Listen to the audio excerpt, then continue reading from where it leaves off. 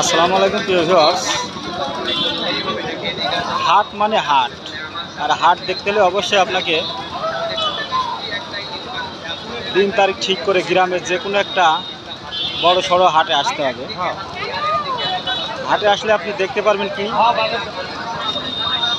হাটে আসলে আপনি দেখতে পারেন সব কিছু একসাথে, যেখানে ধান, চাউল, গম, ভুট্টা, হ্যাঁ, তারপরে ছাগল, গরু, পশু পাখি, চড়ুই, হাঁস, মুরগি, তার পাশাপাশি ঝাঁকা, কিলু, সরপোষ, জিলাপি, মিষ্টি, সন্দেশ, হ্যাঁ, পুরাতন কাপড়, নতুন কাপড়, শরবত,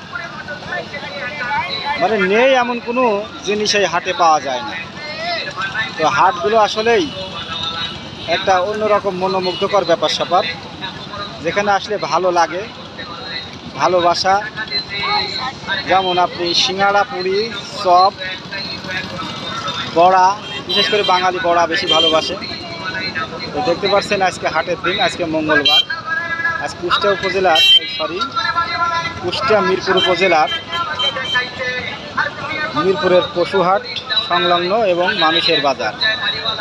সেখানে দেখতে পাচ্ছেন অসংখ্য মানুষ, শুধু মানুষ আর মানুষ, মানে যে যার কেনা বেচায় ব্যস্ত।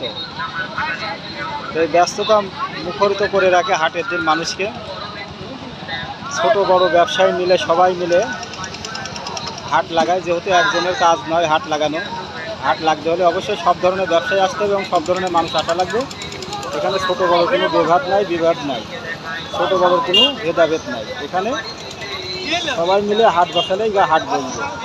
তো দেখতে পাচ্ছেন সবাই এখানে আসছে হাটের দিন। হাট আসলে হাট মানে তো হাট,